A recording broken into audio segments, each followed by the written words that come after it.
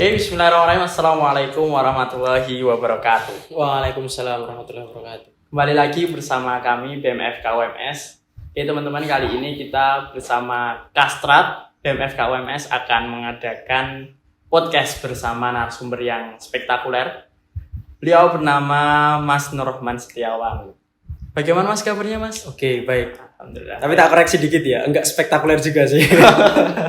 Oke, iya. Sekarang udah esket ya Mas? Unofficially. Iya. Jadi kan resminya besok habis wisuda. Oke, jadi Mas Rohman ini jauh-jauh dari Yogyakarta ya Mas, datang ke sini untuk menghadiri podcast bersama Kastrat, dan nantinya bahasan kita tentang mahasiswa kedokteran. Semoga asik dan semoga bisa dilihat teman-teman semua, bisa dilihat pagi hari, siang hari, sore hari, bisa sambil rebahan, bisa sambil tidur-tiduran, ataupun bisa sambil makan. Karena konten kali ini bisa dilihat dimanapun dan kapanpun. Oke teman-teman, langsung saja kita mulai podcast pada kali ini. Jadi podcast kali ini kita mengambil judul tentang mahasiswa kedokteran. Oke. Jadi mahasiswa kedokteran tuh kita ambil ya tentunya narasumbernya dari mahasiswa kedokteran juga, dan mahasiswa di FKUMS yang seperti yang saya katakan tadi, insya Allah spektakuler ya Mas. Mencoba Mencoba untuk spektakuler. Baik, Mas Rohman, ada beberapa pertanyaan yang ingin saya ajukan pada Mas Rohman. Yang pertama Mas, enak nggak sih Mas jadi mahasiswa kedokteran itu? Oke. Sebenarnya kalau ditanyain enak apa enggak tergantung dari perspektif mana kita melihat ya. Jadi enak itu kan masing-masing porsi itu berbeda. Kadang aku bilang sate itu enak, kadang Farin nggak setuju nih kalau sate itu enak, lebih enak soto. Jadi tergantung kita lihat dari perspektif mana gitu kalau enak. Kalau kita udah memang goals kita, tujuan kita setting itu udah mau bener-bener di kedokteran, terus passion kita di kedokteran mau seberat apapun ya tetap enak gitu. Karena kita udah dari awal goals kita tujuan kita udah nyatu nih sama kedokteran gitu. Jadi kalau ditanyain enak atau enggak, kalau aku sendiri ya enak-enak aja gitu, jalanin aja, enjoy aja, karena ya itu tadi, karena goalsnya emang ke situ, tujuannya juga emang udah ke situ juga gitu sih. Jadi kuncinya tuh niat dari hati ya Mas. Bener. Niat dari hati. Oke teman-teman, kalau memang teman-teman nih yang mau mendaftar di kedokteran, dipikir-pikir lagi, benar-benar karena kemauan sendiri atau hanya karena tuntutan dari orang tua mungkin atau dari teman yang lain, bisa didiskusikan lagi bersama orang tua. Jadi kalau emang nggak nyaman nanti menjalannya susah ya Mas. Bener banget, susah. Bahkan terpaksa, beberapa orang juga mungkin enjoy aja di babak pertama di dunia kedokteran. Nah setelah nanti babak berikutnya belum tentu dia juga bisa survive gitu, karena kedokteran itu juga pendidikan yang lumayan panjang ya dibandingkan pendidikan yang lain. Khususnya ini pendidikan S1 sampai profesi ya, karena di kedokteran juga ada profesinya juga gitu. Jadi mungkin bisa survive nih di tahap-tahap awal, tapi di tahap-tahap akhirnya nanti kasihan gitu. Bahkan kan nih juga rumornya di kedokteran kan juga ada ujian tahap, di mana sebenarnya di ujian tahap ini juga masih ada pro kontra gitu, antara ujian tahap ini mau memang buat syarat kelulusan atau enggak. Tapi jikapun ada ujian tahap ini dibuat syarat kelulusan, itu kan juga akan memberatkan gitu. Jadi tahap pertama kamu harus lulus, baru bisa tahap selanjutnya kayak gitu. Nah kalau kita udah nggak dari hati duluan, kita kemauannya kan agak susah gitu. Mungkin di situ sih. Oke, Mas, mau tanya lagi nih Mas, tentang kalau mahasiswa kedokteran itu apakah mahasiswa yang paling wow Mas? Jadi kalau misal orang-orang bilang, wah kamu masuk di kedokteran nih, berarti kamu pinter nih, apa seperti itu Mas? Oke, sebenarnya enggak ya. Jadi kalau dikatakan wow juga enggak gitu. Ya mungkin trendsetternya emang di kedokteran itu anak-anaknya ya memang mungkin banyak bergaya lah bisa dikatakan. Karena di kedokteran itu dikenal dengan hegemoni jas putih gitu. Jadi hegemoni jas putih. Jadi ini bisa dilihat lah, kalau orang Jawa itu bahasanya titen ya, bisa dititeni gitu. Dimana orang-orang kedokteran itu yang awal-awal masih maba biasanya itu pasti foto pakai jas putih, itu pasti gitu. Habis skilab atau habis apa kan, habis kuliah pasti foto pakai jas putih, jas lab. Nah itu salah satu hegemoni jas putih. Jadi hegemoni itu adalah jumawa atau kebanggaan dirinya ketika dia mungkin sudah mencapai suatu hal yang dia impikan, terus dia mau memamerkan apa yang dia punya seperti itu. Nah itu sebenarnya hal yang agak kurang baik seperti itu. Nah kalau tadi kembali ke konteks tadi, apakah wow? Menurutku semua jurusan itu wow. Karena itu tadi, yang penting kita tahu goals kita gitu. Kita tahu goals kita. Nah kalau misalkan goals kita memang di kedokteran, kita pengen menjadi dokter yang memang perfect, jadi kan kita harus menata nih rencana apa aja yang kita lakukan buat ke goalsnya tadi gitu. Nah menurutku mahasiswa yang bagus, mahasiswa yang wow, mahasiswa yang tahu terlebih dahulu akan dirinya masing-masing gitu. Apalagi sekarang itu ada, kalau di perguruan tinggi ya Farin, ini khususnya kan ada Tridharma perguruan tinggi ya, Tridharma perguruan tinggi. Jadi yang pertama itu kita harus cakap dalam pendidikan, kedua itu ada penelitian dan pengembangan, yang ketiga itu ada pengabdian masyarakat. Kalau di PTM atau perguruan tinggi Muhammadiyah itu bisa dikenal sebagai catur dharma perguruan tinggi. Jadi di mana catur dharma perguruan tinggi itu ditambahin al-Islam dan kemuhammadiyahan. Nah, kalau itu semua sebenarnya kita bisa balance, itu udah bagus banget. Itu benar-benar mahasiswa yang wow menurutku, versiku sendiri seperti itu ya. Mungkin teman-teman punya pandangan lain gitu ya, nanti punya pandangan lain ya nggak apa-apa, it's okay, itu nggak ada yang salah, karena di dunia ini tuh kita sebagai manusia itu hidup tidak mutlak gitu, jadi kita masih bisa bergerak dinamis. Nah jadi itu intinya, mahasiswa yang wow yang pertama memang dia dari segi IPK-nya, mungkin dari kecakapannya, dari kuliahnya itu bagus, mungkin bisa sampai cum laude, nah itu kan keren ya.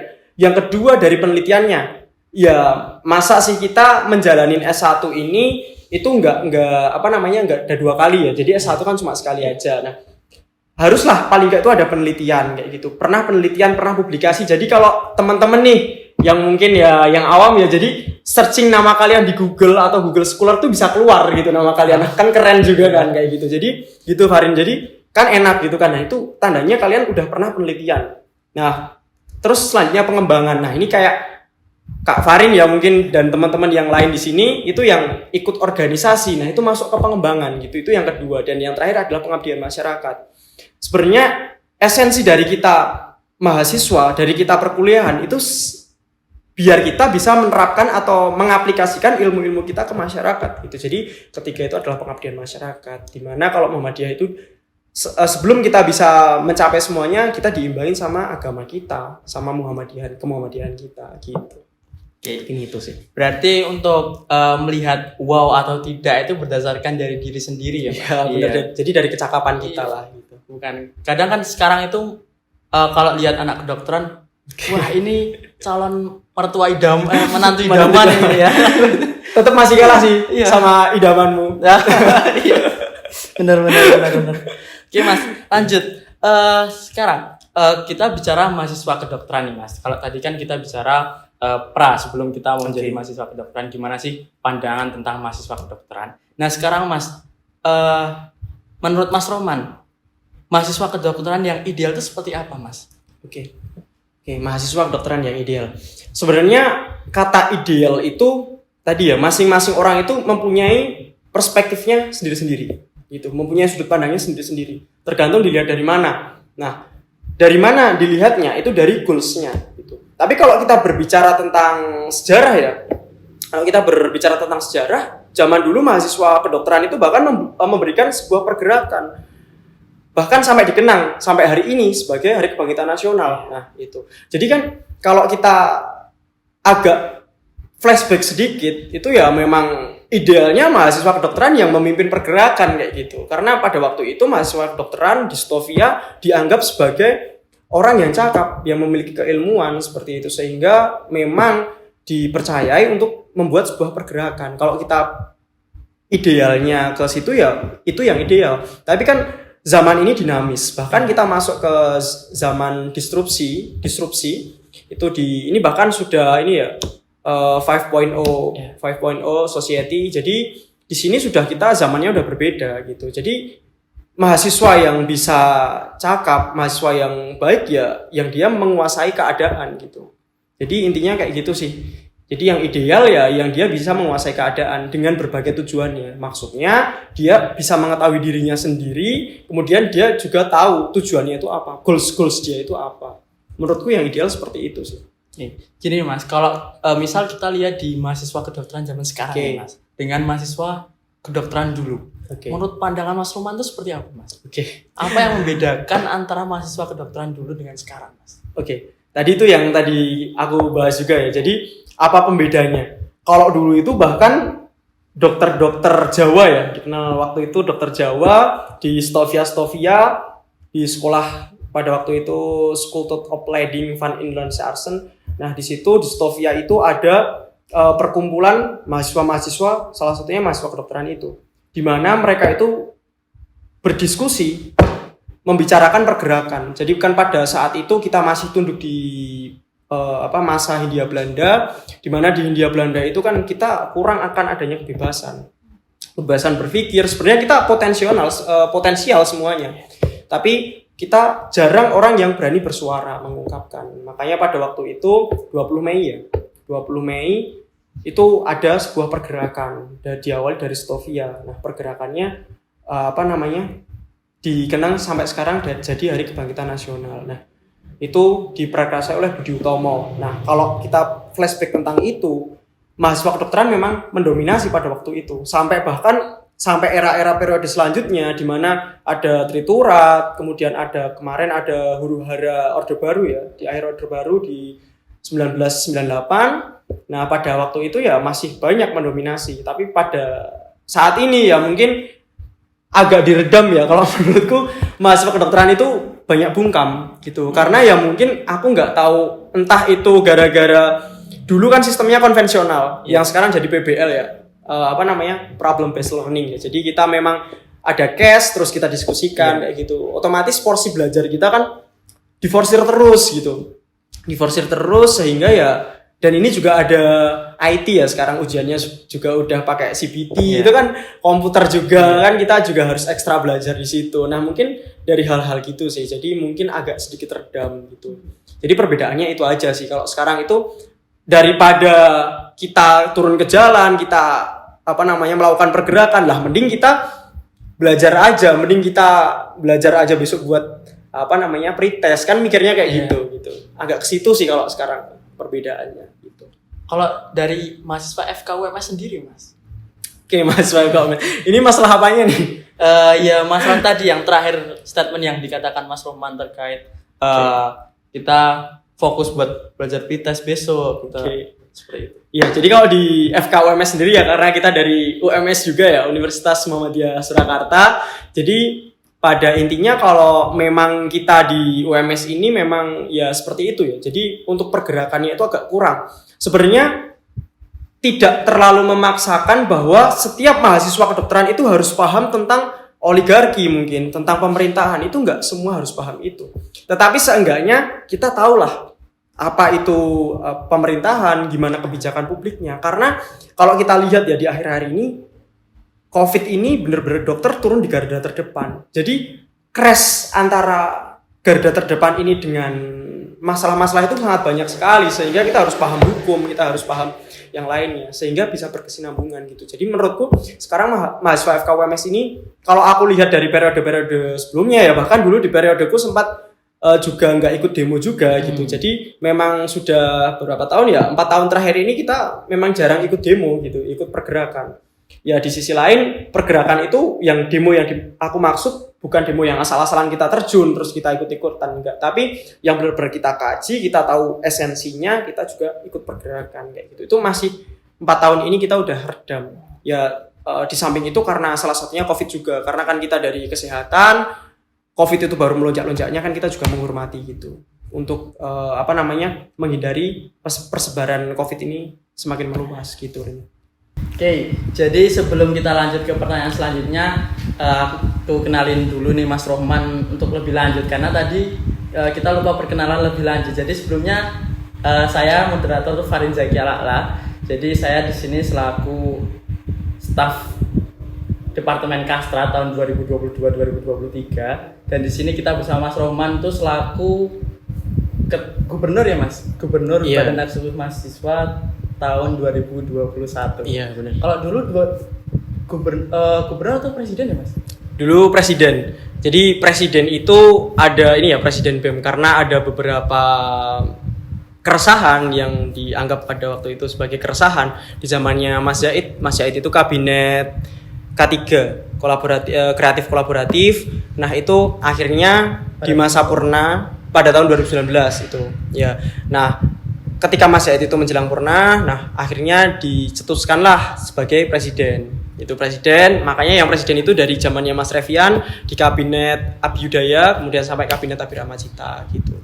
Nah, setelah menjelang purnanya kabinet Abirama Cita, akhirnya ada beberapa hal yang memang dianggap urgent sehingga kita kembali lagi menjadi gubernur seperti itu. Itu sih. Lanjut ke pertanyaan selanjutnya Mas Rohman. Jadi pertanyaan selanjutnya adalah, apakah mahasiswa kedokteran itu wajib mengikuti organisasi, Mas? Oke, ini sebenarnya pertanyaan klasik ya, dan bahkan aku dari awal pun masuk di FK ini itu banyak statement yang bilang ya wajib, oh nggak wajib, santai aja, wajib nggak wajib. Sebenarnya ini hal yang lucu sebenarnya kalau untuk diperdebatkan, karena wajib nggak wajib ya kita nggak bisa mewajibkan orang gitu loh, apalagi di organisasi gitu.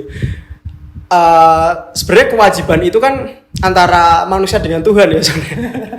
Kalau wajib sholat itu wajib, ada puasa Ramadan wajib gitu. Sebenarnya kalau di wajib gak wajib ya, wajib itu kan mengharuskan sebenarnya. Manusia pun bisa mewajibkan, yang mengharuskan. Tapi kan kalau hal seperti ini kita bilang wajib kan enggak banget gitu loh sebenarnya. Sebenarnya tergantung goals kita juga gitu.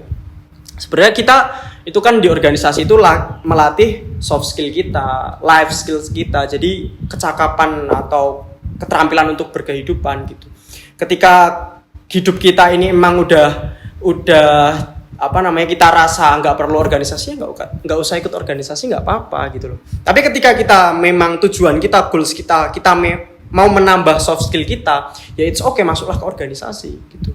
Dan di organisasi jangan cuma numpang cari nama, tapi ya memang kalian harus ekstra dan memang bekerja sebagaimana topoksinya gitu, tugas pokok dan fungsinya masing-masing gitu. Kalau emang kamu cuma cari nama, menurutku emang mending nggak usah gitu. Tapi kalau memang dirasa pengen upgrade diri kita, skill kita, ya joinlah ke organisasi, karena di organisasi menambah wawasan, relasi, pemikiran, bahkan sampai kita bisa belajar gimana itu negosiasi, kita bisa belajar gimana public speaking di depan orang, itu karena kita banyak ikut di acara-acara organisasi seperti itu. Mungkin seperti itu sih.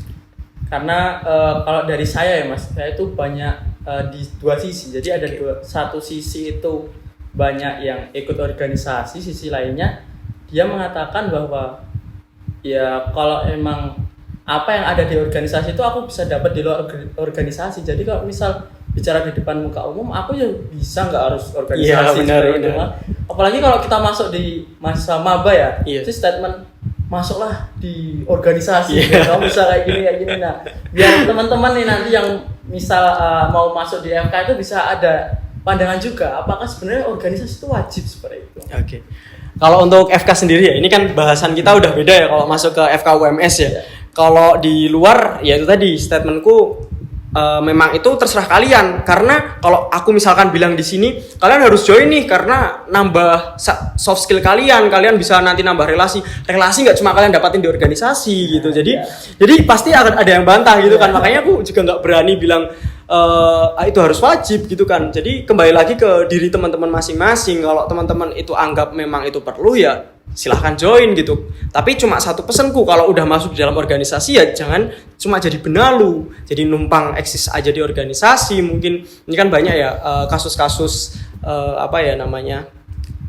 pelanggaran seksual gitu kan, pelecehan seksual gitu ya. Jangan sampai kalian mungkin jadi anak organisasi caper aja sama adik tingkat gitu. Jangan sampai kayak gitu. Jadi harus ada goalsnya, harus ada di organisasi itu apa kayak gitu.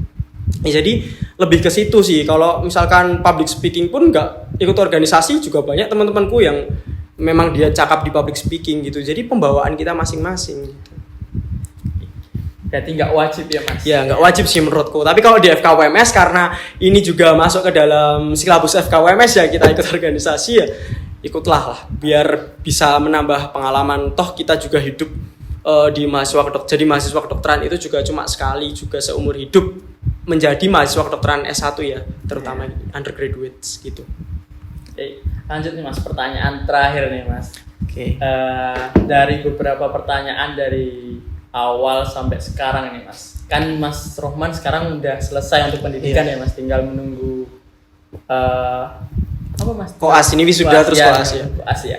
Nah, kira-kira Mas dari awal masuk hingga sekarang, apakah terasa berat Mas menjadi mahasiswa FK Mas? Oke. Tapi sebelum lanjut, aku minum dulu ya. Oke Mas, siap. Ini di endorse gak nih? Endorse dari airmu. Oke, minum dulu. Aduh, Bismillahirrahmanirrahim.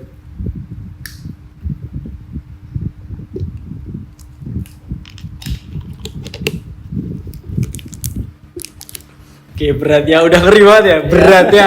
Sebenarnya kalau kita bahas berat atau enggaknya itu tergantung kita yang ngejalanin sendiri gitu ya. Karena kalau kita mikirnya enjoy ya bakal enjoy, walaupun ya tetap berat gitu ya. Pada dasarnya berat, tapi kalau kita jalaninnya secara sistematis, insya Allah bisa gitu. Dan keyakinan itu yang penting.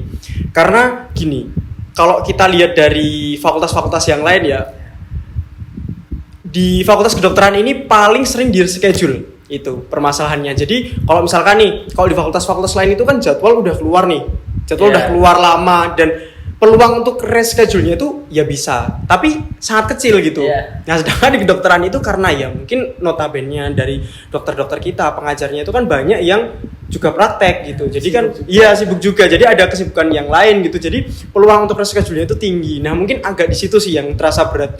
Apalagi kita yang notabene kita juga sebagai mahasiswa yang aktif di organisasi gitu. Nah, akhirnya kita mau nggak mau kan yang awalnya kita udah susun rapi secara sistematis, akhirnya kita ganti lagi jadwalnya gitu. Nah, disitulah biasanya yang agak berat gitu. Jadi, tapi kembali lagi ke kita sendiri, mindset kita sendiri. Kalau kita pandangnya berat ya memang berat, tapi kalau kita udah jalanin aja, dan satu kuncinya, jangan kita pikir semua itu jadi satu pikiran gitu. Biarkanlah semua mengalir, pikirnya satu-satu. Yang paling deadline mana yang itu yang kita selesaikan gitu. Di situ sih, lebih ke situ Rin. Apalagi kita kan juga sekarang itu penting ya, jadi mahasiswa kedokteran itu kita ancamannya banyak sekarang gitu, ancamannya banyak. Jadi kalau kita lihatnya sudut pandang sebagai ancaman ya bakal jadi ancaman. Kalau kita bisa melihat sebagai peluang ya bakal jadi peluang gitu. Contohnya sekarang kan ada masyarakat ekonomi ASEAN. Kalau mungkin ya teman-teman yang nonton juga di sini, MEA udah dari dulu, bahkan dari aku SD udah digaung-gaungkan tapi nggak jadi-jadi kan. Pertanyaannya kayak gitu kan. Iya bener. Tapi kalau itu memang benar-benar terjadi, kita kan itu bisa melihat sebagai peluang dan ancaman. Kalau kita siap ya bisa jadi peluang, tapi kalau kita nggak siap jadi ancaman kayak gitu. Ya kalau kita melihat ancaman ya bisa sebagai ancaman gitu. Jadi beratnya memang di situ gitu. Jadi kalau kita kembali ke realita kita di kedokteran ya beratnya tergantung mindset kita sendiri gitu. Memang karena kan studinya lama juga. Selain studinya lama juga materinya juga banyak gitu kan. Materinya juga banyak. Nah, selain itu juga kita itu sebenarnya beratnya juga karena banyak ancaman juga gitu, ancamannya. Nah, tadi salah satunya yang MEA tadi ya. Nah, selain MEA juga kita besok akan ada SDGs sekarang. Sekarang ini udah mulai ke SDGs ya, karena SDGs nanti selesai tahun 2030 gitu. Nah, di situ sih Rin. Jadi kita ya tetap harus bersiap gitu. Jadi intinya kita bersiap aja karena karena kemarin kan udah ada moratorium juga ya, tapi sampai saat ini kan moratorium masih ngambang juga gitu. Jadi dokter-dokter juga, fakultas kedokteran baru juga terbit di mana-mana gitu, ada di mana-mana ya. Yang kita waspadai yang itu gitu. Jadi kan persaingan kita semakin ketat gitu di situ. Nah, mungkin ya beratnya kayak gitu sih, beratnya kalau kita melihat ke depan ya. Kalau kita yang sekarang jadi mahasiswa kedokteran ya, ketika kita udah bisa kuliah aja ya, yang penting kalian jalanin aja lah gitu, kalau biar nggak berat gitu. Intinya itu aja sih kalau aku. Jadi bukan perkara berat atau enggaknya, tapi bagaimana kita siap menghadapi yang akan datang. Nah benar itu, jadi sikap kita gitu, gimana pembawaan kita untuk menghadapi, intinya seperti itu. prepare kita. Kalau kita siap berarti kita berat atau enggak berat tetap bisa Tetap melakukan. tetap bisa. Sejauh ini tetap bisa walaupun ya memang kadang berat banget terus kita meluapkan emosi kita itu it's okay gitu kan. Kalau asalkan itu jadi stres nggak apa-apa, stres yang baik gitu kalau di kedokteran jiwa ya. Tapi kalau itu jadi distress yang buruk bahkan sampai ada percobaan bunuh diri dan lain sebagainya, itu yang nggak baik gitu. Yang penting kita bisa mengelola emosi kita aja, diluapkan nggak apa-apa, tapi ya intinya kita kembali lagi ke niat kita tadi, goals kita yang mau kita capai gitu. Mas Ruman, jadi terima kasih Mas Ruman sebelumnya. Pertanyaannya dari teman-teman yang udah habis ya Mas, jadi mungkin pertemuan yang akan datang kita bisa mengadakan podcast lagi dan bisa mengajak Mas Roman lagi sebagai narasumber, karena mungkin dari podcast kali ini bisa menambahkan insight baru pada teman-teman semua, teman-teman yang maba maupun teman-teman yang udah menjadi mahasiswa kedokteran seperti itu. Mungkin Mas Roman sebelum kita tutup ada closing statement dulu Mas. Oke, sebelumnya aku terima kasih, malah aku yang terima kasih nih diundang. Aku sudah lama tertidur ya. Sebenarnya aku sekarang juga MPA juga ya di FKUMS, tapi ya MPA tahu sendiri ya, cuma kerjanya istilahnya ketika semua program kerja tupoksi dari BEM dan DPM itu berjalan, ya udah it's okay gitu loh. Kita cuma controller aja. Kalau misalkan ada menemui jalan buntu, kita baru lakukan pertimbangan. Nah itu. Oke, untuk closing statementnya ya, buat teman-teman kedokteran semua yang sekarang jadi mahasiswa kedokteran, seenggaknya karena kita nggak bisa memaksakan semua itu mau untuk melek akan kebijakan, melek akan hukum-hukum di sekeliling kita, keadaan-keadaan kondisi di sekeliling kita. Tidak semua itu suka politik, tidak semua itu suka hukum, tidak semua itu bahkan suka kesehatan masyarakat, katakanlah. Jadi semua itu punya passionnya masing-masing. Tapi seenggaknya kalian melek akan kebijakan, karena kebijakan itu akan mempengaruhi masa depan kalian besok ketika jadi dokter. Ya, simpel aja lah, kebijakan udah banyak sekarang. Contohnya konkret yang kemarin ada. Contoh konkretnya adalah kemarin insentif untuk internship itu dipangkas gitu. Yang awalnya 3 juta jadi 1 jutaan. Nah itu kan kita harus mulai akan kebijakan itu. Kalau kita nggak menyuarakan aspirasi kita, ya kita bakal tertelan arus dan ya kebijakannya bakal stagnan kayak gitu-gitu aja. Tapi kalau kita bersuara, seenggaknya kita mempunyai peluang. Walaupun peluang itu sangat kecil, itu seenggaknya ada peluang, kita berusaha dulu gitu. Yang aku takutkan adalah ketika teman-teman sebagai mahasiswa kedokteran sekarang mungkin enak aja belajar tentang mungkin anatomi, fisiologi, histologi, kita enak belajar aja, tiba-tiba kebijakannya tidak sesuai dengan hati nurani kita, tidak memihak pada kita, gitu kan susah. Apalagi kita kerjanya udah di garda terdepan pas COVID, tapi kebijakannya nggak memihak kita, kan ngeri juga. Apalagi sekarang itu masyarakat itu melek akan kesehatan gitu loh. Dan kesehatan itu bisa diakses dimanapun, bisa diakses di Halodoc bahkan kan. Sekarang Halodoc. Jadi sebelum kontrol ke dokter kita searching dulu nih. Nanti kita penyakitnya apa nih, obatnya apa. Jangan sampai kita lebih Google itu lebih pintar daripada kita gitu loh. Kita paling nggak literasinya harus sampai di situ lah. Nah, ya itu aja sih. Jadi kita harus jangan cuma kita memikirkan nilai besok apa, ujian kita bagus apa enggak, tapi ya pikirkanlah sampai ke situ. Tahu dulu sebelum orang lain tahu gitu. Jadi seharusnya mahasiswa kedokteran ya seperti itu. Aku nggak memaksakan semua orang itu harus melek akan politik dan lain sebagainya. Tapi ketika itu bisa mengancam kita, ya pikirkanlah gitu. Jadikanlah itu sebagai prioritas gitu. Kalau dari aku, kalau buat mahasiswa kedokteran itu aja. Kalau buat mahasiswa, buat teman-teman yang sekarang mungkin belum jadi mahasiswa kedokteran, tetap semangat. Tentukan dulu goals kalian, jangan sampai kalian masuk di kedokteran itu karena dikejar-kejar oleh orang tua, mungkin cuma pengen ikut-ikutan teman-temannya, karena perkuliahan kedokteran itu panjang masa studinya, sangat panjang sekali, bahkan dibandingkan perkuliahan yang lain ya, fakultas yang lain sangat panjang. Terus lika-likunya juga banyak. Ya ini mungkin aku enggak terlalu expert juga karena ini juga aku masih undergraduate juga dan ini juga belum masa studi profesi, ya mungkin masih sedikit, tapi itu yang bisa aku bagikan. Jadi yang penting aku cuma kasih ke kalian mungkin sedikit motivasi dan juga kata-kata semangat aja buat kalian gapai cita-cita kalian, karena semua hak semua manusia punya hak untuk sukses dan untuk mengejar apa yang dicita-citakan. Ini itu aja Farin. Makasih banyak sebelumnya. Terima kasih lagi Mas, terima kasih Mas Roman yang telah membersamai podcast pada kali ini. Semoga lagi-lagi teman-teman mendapatkan insight baru dan teman-teman bisa lebih tercerahkan lah gimana sih mahasiswa FK itu seperti itu. Mungkin itu saja dari kami. Mohon maaf bila ada salah kata. Terima kasih. Semoga enjoy melihat video ini. Terima kasih semuanya yang lagi nonton dimanapun kalian berada. Terima kasih. Wassalamualaikum warahmatullahi wabarakatuh. Waalaikumsalam warahmatullahi wabarakatuh.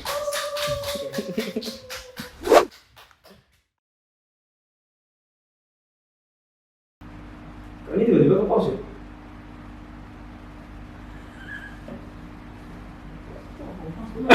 Nikmat dan segar. 1, 2, ya.